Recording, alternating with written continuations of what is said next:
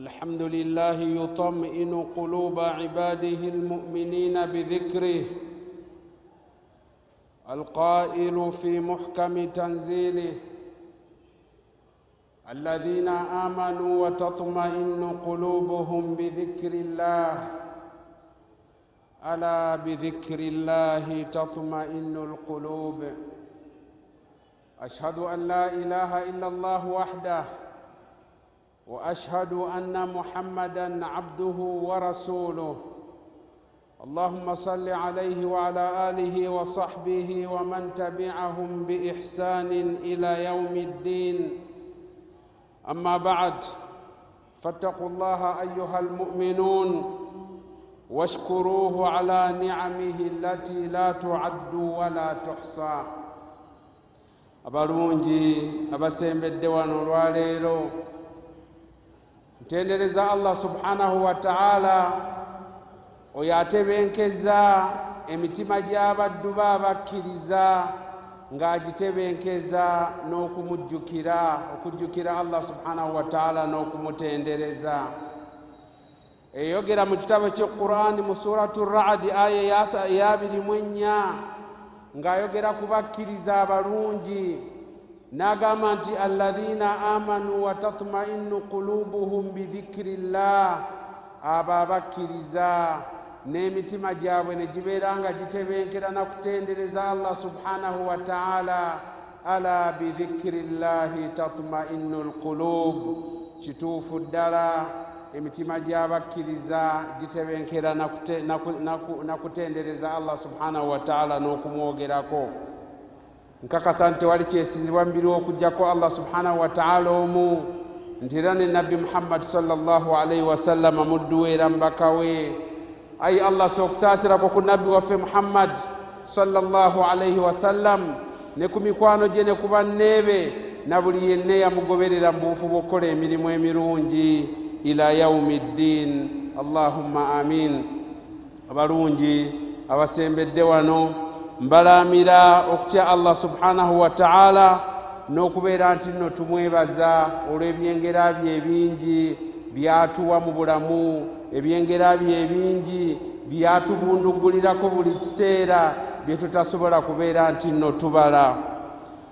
Mbozaayoza okubeera nti nno mukomyewo mu nnyumba za Allah subhanahu wa ta'ala okusobola okusaala esswala za jjama n'ejjuma. Tukimanyi bulungi abakkiriza babadde n'okulumwa okumala ebbanga nga amasinzizo maggale olw'embeera ebaddewo okuviira ddala nga mu mwezi gw'omukaaga paka kati ng'omwezi gw'omwenda guggwako, ng'embeera y'obulwadde ebadde yaviirako okubeera nti nno omukulembeze w'eggwanga asalawo okuggalawo amasinzizo olw'obulungi bw'abantu. Naye mbozaayoza okubeera nti nno mukomyewo mu mizikiti mu mbeera ey'okugoberera amateeka, mubeere nga mutendereza Allah subhanahu wa ta'ala. Mukama waffe Nabbi Muhammad sallallahu alayhi wa sallam bwe yafunanga okunyigirizibwa ku nsi, bwe yafunanga okutendewalirwa embeera emunyigirize, embeera emukalubyeko, yaddukiranga mu mizikiti n'agamba Bilaali omwazinyi we nti arihna biha ya Bilal, Bilaali tuwe ku ssanyu yaziina kime swala, tubeere nga tufuna essanyu n'okutendereza Allah subhanahu wa ta'ala. Saagala mubeere nakunakuwala kwonna ebbanga eribaddewo nga temujja mu mizikiti olw'embeera. Allah subhanahu wa ta'ala mu kisa kye ekigazi teri kiyinza kubeera nti nno kyabagendako ebbanga lyemmala nga muli bakkiriza, nga n'embeera ey'obulwadde ebaddewo yebadde ebalemesa okujja mu mizikiti, so si kwagala kwammwe. Mu hadithi ya Abi Musa al-Ash'ari atunyumiza nga ajja ku Nabbi sallallahu alayhi wa sallam, Nabbi ng'agamba wa idha marida al-abdu aw safar kutiba lahu mithla ma kana ya'malu muqiman sahiha, nga atugumya mu mbeera efaananako bweti, tuleme kwejjusa, tuleme kubeera nti nno tweraliikirira nti ate ibaada ezituyiseeko nedda. Tewali buzibu, Allah mu kisa kye ekigazi asigala atuwa empeera ebbanga ligimala ng'emitima gyaffe mirungi. bwati kyava agamba Abu Musa al-Ash'ari ng'ajja ku Nabbi sallallahu alaihi wasallam nga Nabbi agamba nti omwana Adamu yenna abadde akola emirimu emirungi bw'abeera ng'agivuddeko lwa bulwadde oba kutambula agamba nti omuddu oyo Allah subhanahu wa ta'ala asigala amuwandiikira empeera ze mu bujjuvu ez'omulimu ogwo gwe yali akola nga mulamu, ez'omulimu ogwo gwe yali akola nga mutebenkevu si mutambuze. Njagala okubakubagiza mwenna abaviiriddwako abantu bammwe mu kaseera ke tumaze nga tetusinkana mizikiti olw'embeera y'obulwadde, era mbakubagiza okufa kwa muganda waffe eyali omusaale mu kuzimba omuzikiti guno Haji BMK. Allah subhanahu wa ta'ala amusaasire, amusonyiwe byonna ebyamusobako, abeere nga amuwandiika mu bantu b'omujjana. Mwenna abafiiriddwa mbakubagiza ne hadithi ya Nabbi sallallahu alaihi wasallam ya Abi Musa al-Ash'ari ng'agamba nti Nabbi sallallahu alaihi wasallam yagamba idha mata waladul abdi qala Allahu limalaikatihi qabadtum walada abdi fayaquluna na'am, nti omuntu yenna bw'aba afiiriddwa omwana we kuba ekifaananyi n'omulala kabe oba wa luganda oba wa mukwano omuntu akuli ku lisegere n'afa, n'obeera mugumiikiriza ku lwa Allah subhanahu wa ta'ala, n'omutendereza n'otagamba bugambi nti n'ebizibu byonna Allah abiteeka ku nze, naye n'ogumiikiriza ku lwa Allah, ofuna empeera eya waggulu. Mu hadithi eno Abu Musa atugamba nti Nabbi yagamba nti Allah subhanahu wa ta'ala agamba abuuza malayika ze nti bwe mututte omuddu wange, bwe mumututteko omwana we, bwe mumututteko omuntu wagambye eki? Malayika ne ziddamu nga zigamba Allah subhanahu wa ta'ala ate nga yasinga okumanya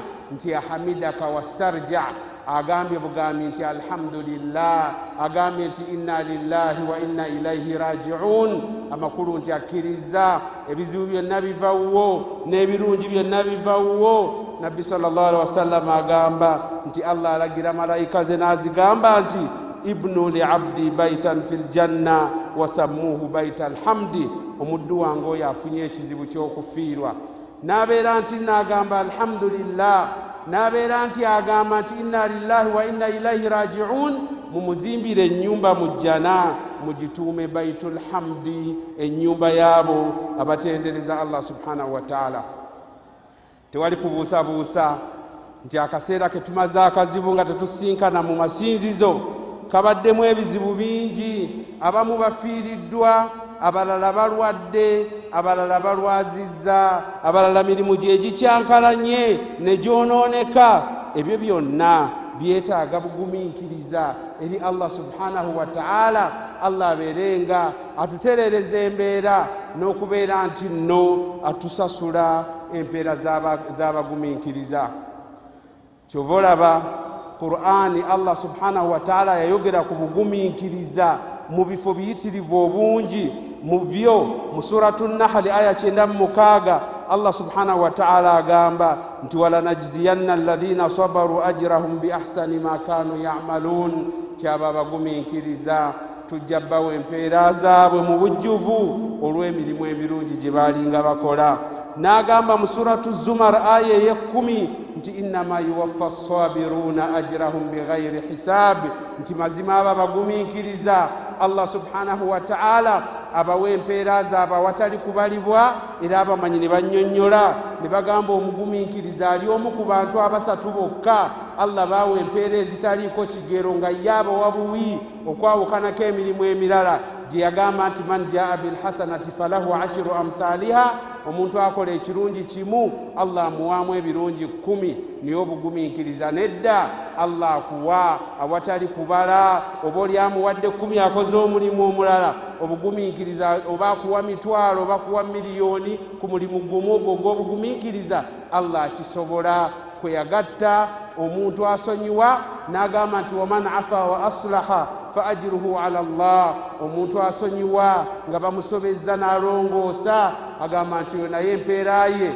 teriimu kubalibwa, Allah amugabiranga bw'aba yagadde. Pozi kwe tugatta n'omusiibi Nabbi sallallahu alaihi wasallam gwe yatunnyonnyolako mu hadithi al-Qudusi nga Allah agamba nti kullu amali ibni adama lahu illa sawm fa innahu li wa ana ajizi bihi, nti omwana Adamu emirimu gye gyonna gy'akola gisasulwa mu nsasulo ya bulijjo okuggyako okusiiba kwange nze nkusasula. Kale emirimu egyo esatu nga n'obugumiikiriza kwe buli gy'emirimu Nabbi sallallahu alaihi wasallam gye yatutegeeza, Allah subhanahu wa ta'ala gye yatukakasa nti abantu abagikola Allah abasasula empeera awatali kubalibwa era abagumiikiriza.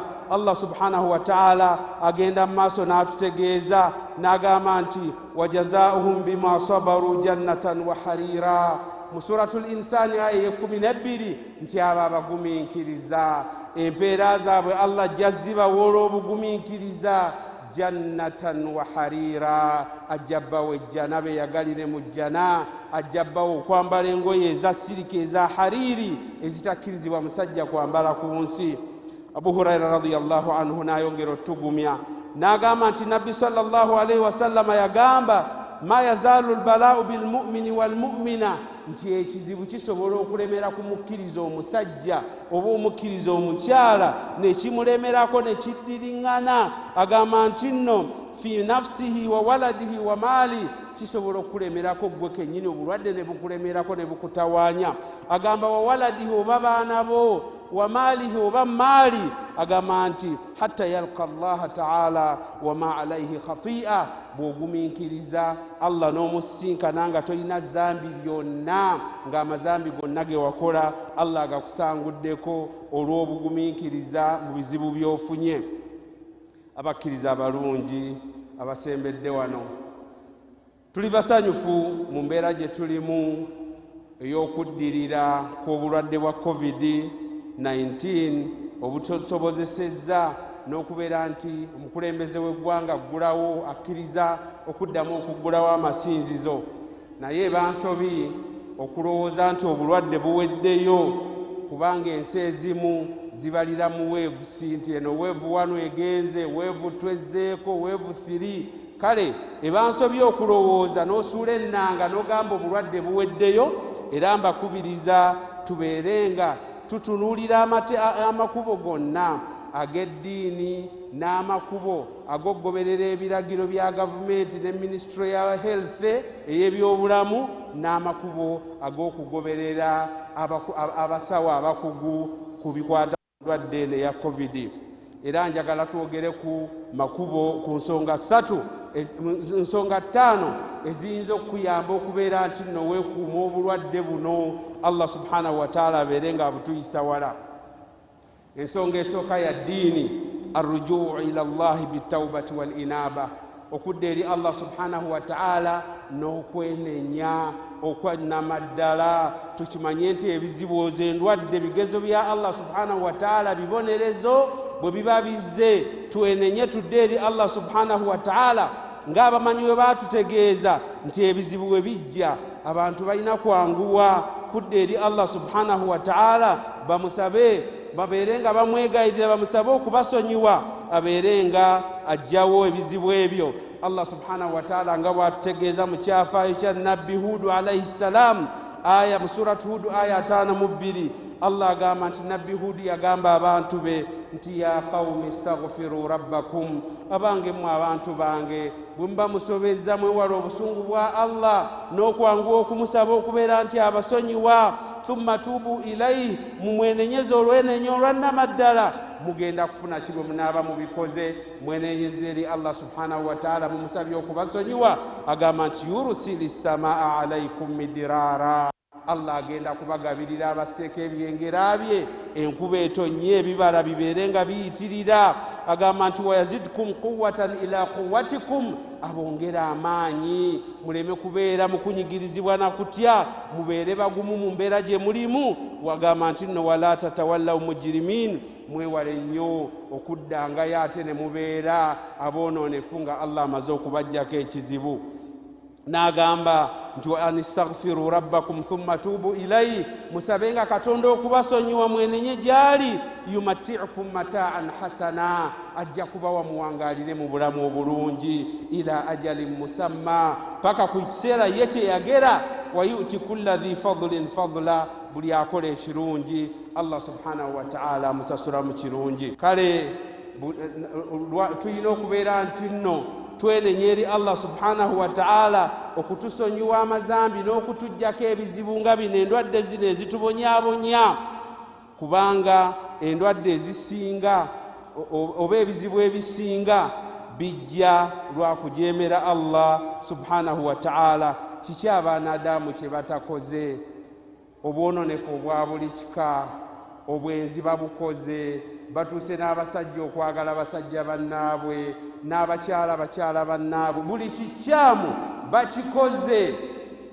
Riba, shiriki, buli kikyamu bakikoze nga basoomoza Allah subhanahu wa ta'ala. Kale bw'otunuulira embeera abantu gye batafaayo, engeri gye batwalira amateeka ga Allah mu ngalo, etiisa nti Allah subhanahu wa ta'ala bw'aba anyiize ayinza okubeera nga atusaako ekibonerezo ekinene. Waliyadhu billah, Allah tusonyiwe, Allah tusseeko okusaasirako. Allah agamba mu suratu Shura aya ya 3 nti wama asabakum min musibatin fabima kasabat aydikum wa ya'fu an kathir, teri kizibu kibatuukako okujjako nga kiva ku mirimu gyammwe emibi gye mukola, naye ng'ate Allah bingi byabaleka n'atabavunaana. Singa abavunaana tewandibadde kiramu kyonna kiyinza kubisigala nga kitambula ku nsi.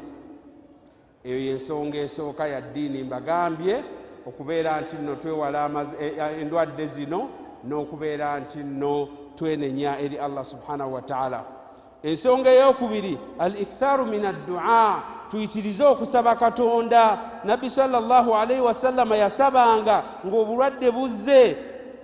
Kawumpuli bwe yajja, nabbi n'asaba n'ayitiriza naga Allahumma inna na'udhu bika min al-judhami wal baras, nti ayi Katonda tusaba otuwonye obulwadde bwa kawumpuli, tuwonye obulwadde bw'obuzibu bw'amaaso, tuwonye obulwadde bw'okugwa eddalu, tuwonye endwadde zonna embi. Kale obulwadde tubwekeke n'okusaba Allah olubeerera, tubeere nga tusaba Allah atuggyeko obulwadde. Era bw'atyo Nabbi sallallahu alayhi wasallama bwe yasaba ng'obulwadde buyingidde Madiina, busaanikidde Madiina, n'asaba Allah subhanahu wa ta'ala n'abufulumya. Nabbi atutegeeza nti endwadde zino enzito nga kawumpuli zijja nga shayitaani ze zizitambuza. N'agamba nti nno fa idha akthara al-abdu min dhikrillah ibtaada shaytaan, omuddu bw'ayitiriza okutendereza Allah subhanahu wa ta'ala nga shayitaani eno etambuza obulwadde ebulawo nga Allah akuggyako obulwadde. Mu hadithi ya Abu Huraira, Nabbi sallallahu alayhi wasallam agamba nti man ra'a mubtala, omuntu yenna alaba omuntu Allah gwagezesezza n'obulwadde oba n'ekizibu, n'agamba nti alhamdulillahi alladhi afani mimma btalaka bihi, nebaza Katonda amponyezza ekigezo gwe kyakutaddeko.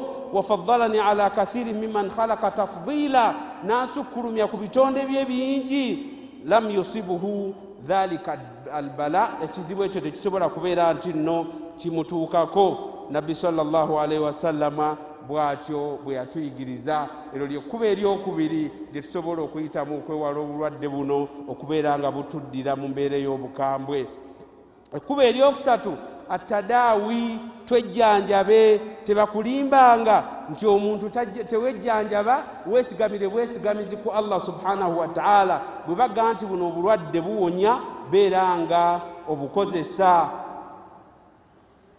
Eddagala oba obujjanjabi buwonya obulwadde nga Allah subhanahu wa ta'ala akkiriza, nga amazzi bwe gawonya ennyonta, nga emmere bwewonya enjala. Ekyokusatu, mu makubo agayamba okubeera nti nno twejjanjaba kwe kwekuumira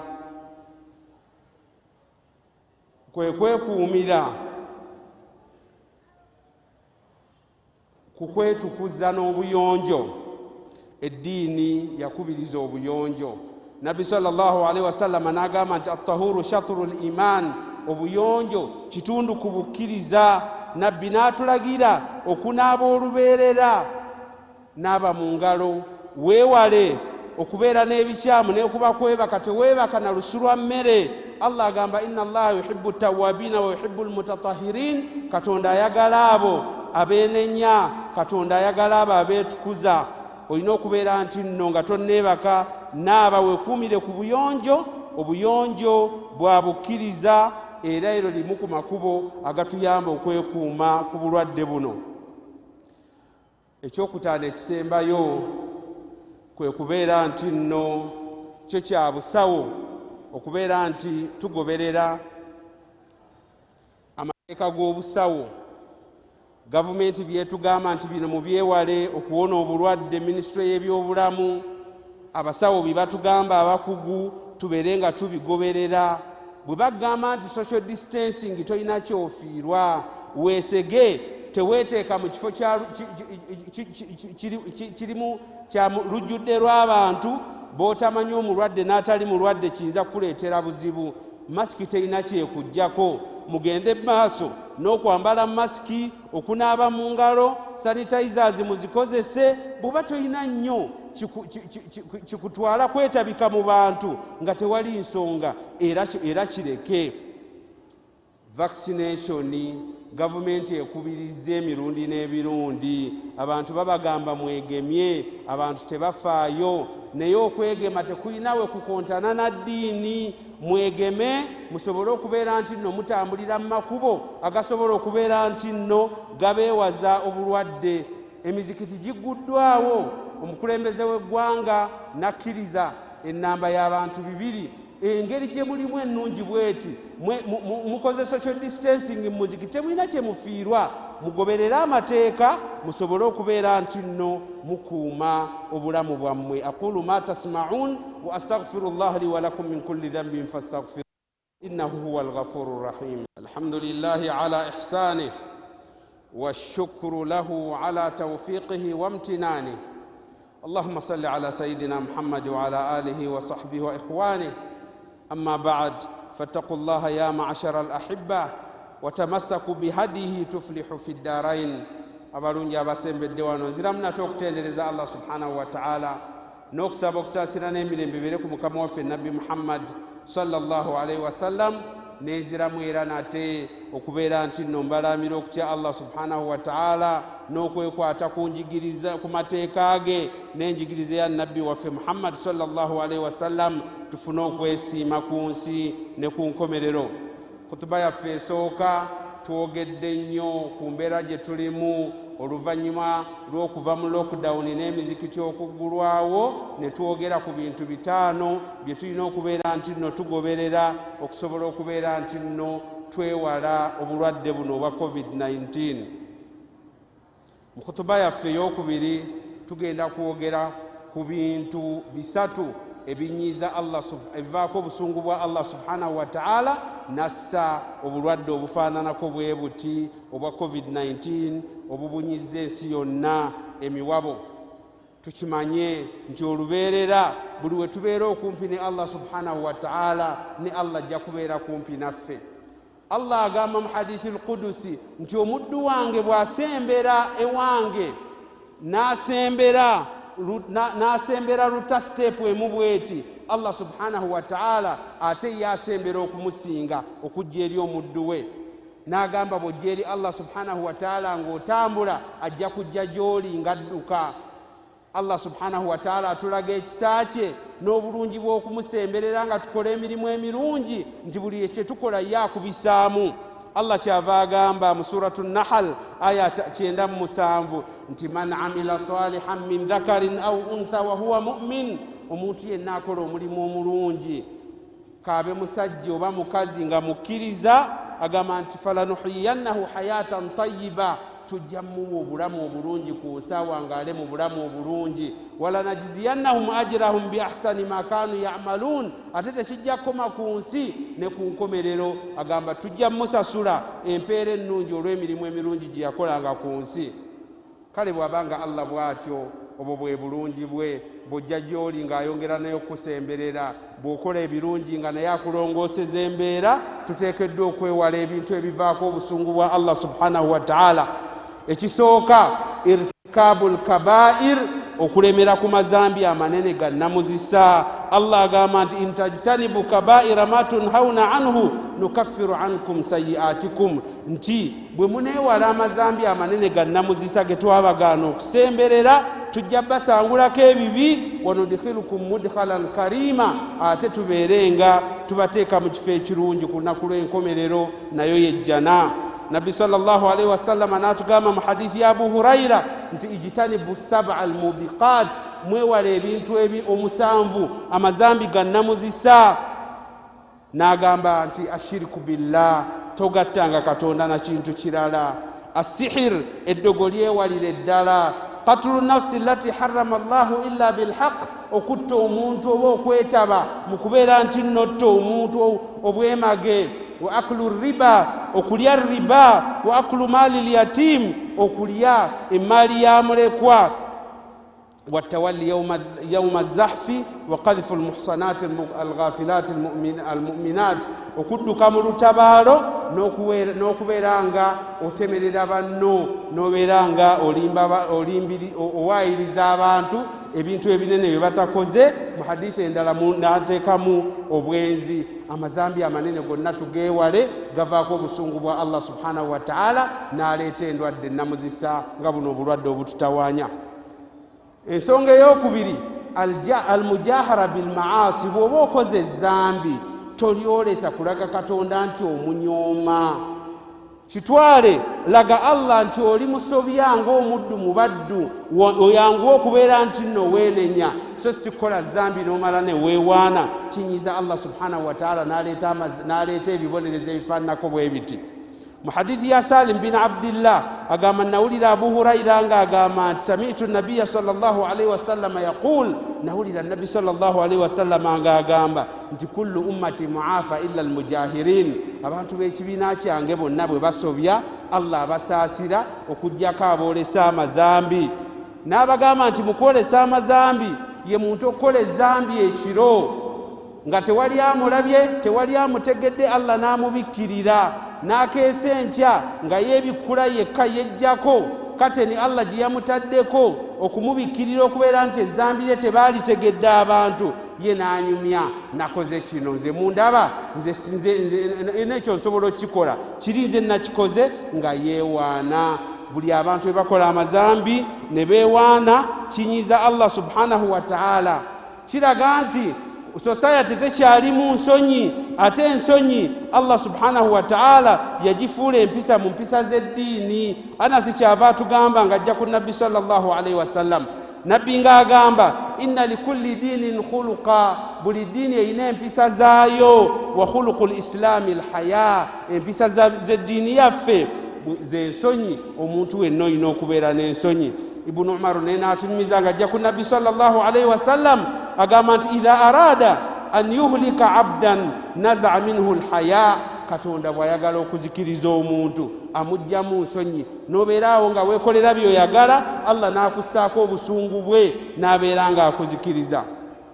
ekyokusatu mu binyiza Allah be tulina okwewala, tumusaba tuwonye okuddako obulwadde buno mu mbeera oba okudda mu mbeera enzibu eddamu tubunye emiwabo, kwe kubeera nti nno tuva ku al-amru bil ma'rufi wa nahyi anil munkar. Katonda ekintu kye yatulagira ekyokulagira abantu okukola ebibi n'okubagaana, okulagira abantu okukola ebirungi n'okugaana abantu okukola ebibi.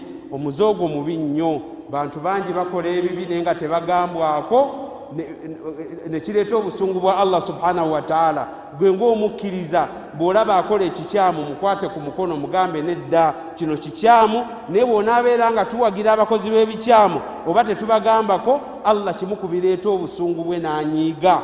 Allah agamba mu suratul maida aya 78 paka 79 nti lu'ina alladhina kafaru min bani israil Allah yakolimira abawakanyi mu baana ba Isiraili ala lisani Dauda wa Isa ibn Maryam ku lulimi lwa nabbi Dauda n'olulimi lwa nabbi Isa agamba nti lwaki dhalika bima asaw wa kanu ya'tadun balinga bajemera Allah subhanahu wa ta'ala balinga basukke ekkomo mu ebyo Allah byabalagidde naye agamba mu kinene kye baakolanga ekyabaleetera ekizibu ekyo kanu la yatanahawna an munkarin fa'aluhu balinga abakola ebibi tebagambwako labisa makanu yafalun kibi gwali muze mubi ogwokulaba abakola ebibi ne babeera nga tebabagambako Allah era kyali n'abanyiigira Abubakar Siddiq atunyumiza naga nawulira Nabi sallallahu alaihi wasallam nga agamba inna an-nasa idha ra'u al-munkara la yughayyiruna bolabanga abantu nga batunulira abakola ebibi tebabagambako au shaka Allahu an ya'ummahum bi'iqabi beera n'okutya nti saawa yonna Katonda ajja kussa ekibonerezo ekibuna nalumanya ne saalumanya Jariri n'atunyumiza nga ajja ku Nabbi sallallahu alaihi wasallam agamba nti Nabbi yagamba ma min rajulin yakunu fi qawm teri muntu abeera mu kibiina ky'abantu yaqdiruna ala an yughayyiru yu'malu fihim bil ma'asi nga bakola ebyonoono nga basobola okubeera nti nno babakwatako ne babikyusa fala yughayyiruhu ne batakyusa ne batabakomako okukola bibi agamba nti illa asabahumullahu bi'adhabin min qabli an yamutu okujjako nga Katonda abassaako ekibonerezo ekinene nga tebannafa mu hadithi ya Abi Hudhaifa Nabbi sallallahu alaihi wasallam n'alayira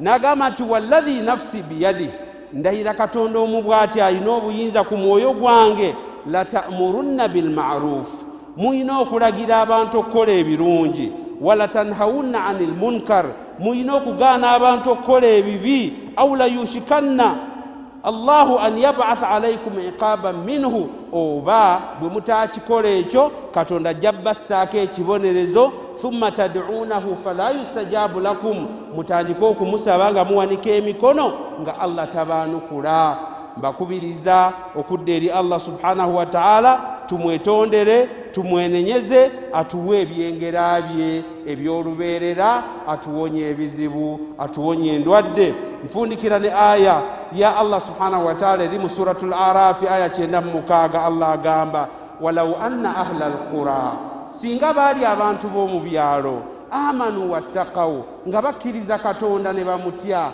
la fatahna alaihim barakatin minas samai wal ard twandibadde tubagulirawo emikisa okuva mu ggulu ne mu ttaka enkuba n'etonnya n'ettaka ne limeze ebibala ne babeera bagagga ne babeera mu mbeera nnungi agamba nti walakin kadhabu lwaki Katonda ateekawo bibonerezo abantu balimbisa Katonda fa akhadnahum bima kanu yaksibun Allah n'anyiiga n'abeeranga abassaako ekibonerezo twekube emitima tudde eri Allah subhanahu wa ta'ala obulwadde tebugenze nebukendedde twebaze Allah subhanahu wa ta'ala tusigale nga twekuumira mu mbeera ey'okwewala obulwadde mbagambye tudde eri Allah subhanahu wa ta'ala tumwenenyeze tumusabe okubeera nti nno atusonyiwa twewale okwolesa amazambi ate n'abakola ebikyamu tubeerenga tubagambako Allah ajja kubeeranga atusaasira atereze embeera atuze mu mbeera gye twalimu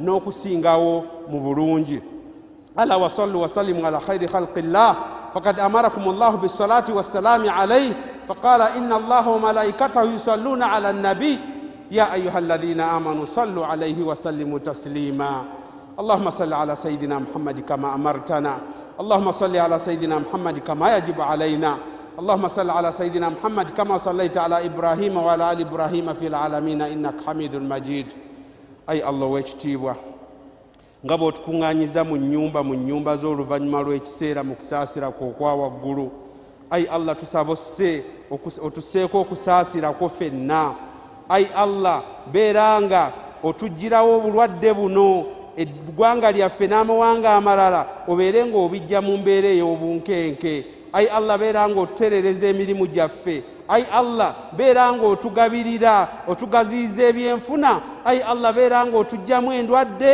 ayi allah beera ng'abantu baffe b'otutte b'otugjeemu obasonyiwa amazambi obeerenga obateeka mu jjana.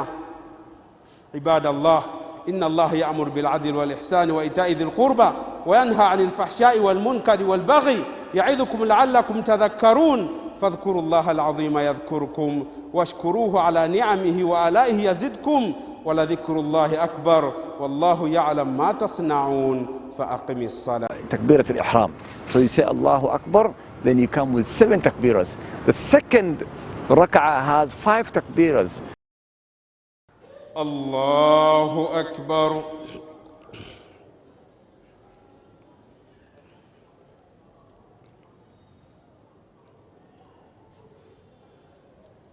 الحمد لله رب العالمين الرحمن الرحيم مالك يوم الدين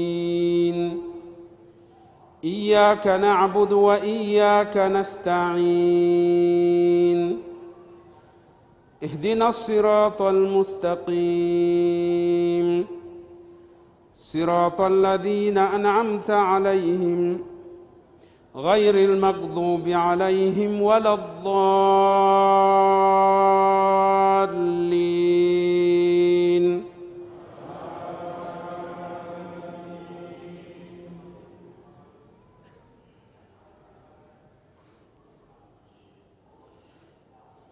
إذا جاء نصر الله والفتح ورأيت الناس يدخلون في دين الله أفواجا فسبح بحمد ربك واستغفره إنه كان توابا.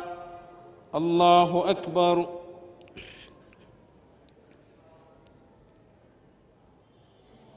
سمع الله لمن حمده.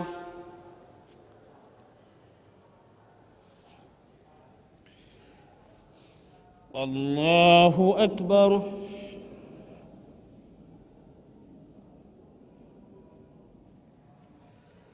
الله أكبر.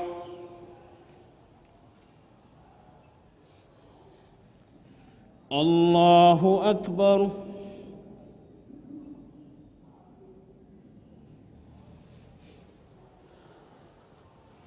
الله أكبر.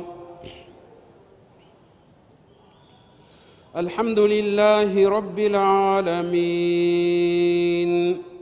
الرحمن الرحيم مالك يوم الدين إياك نعبد وإياك نستعين اهدنا الصراط المستقيم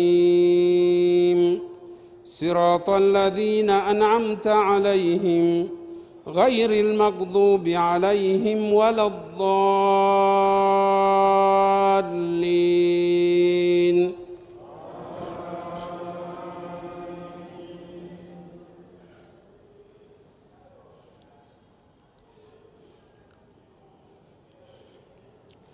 والعصر إن الإنسان لفي خسر إلا الذين آمنوا وعملوا الصالحات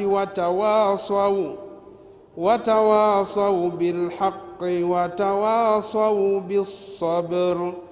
الله أكبر.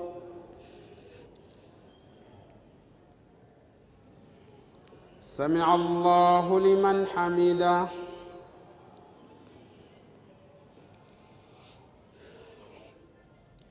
الله أكبر.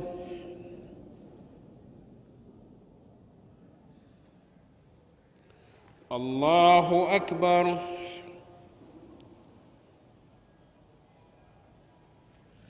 الله أكبر.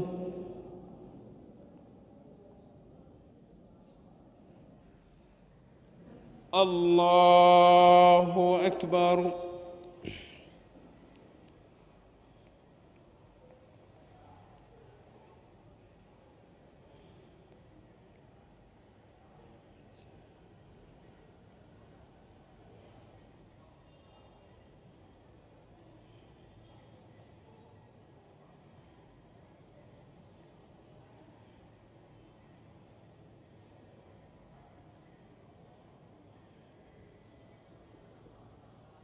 السلام عليكم ورحمة الله.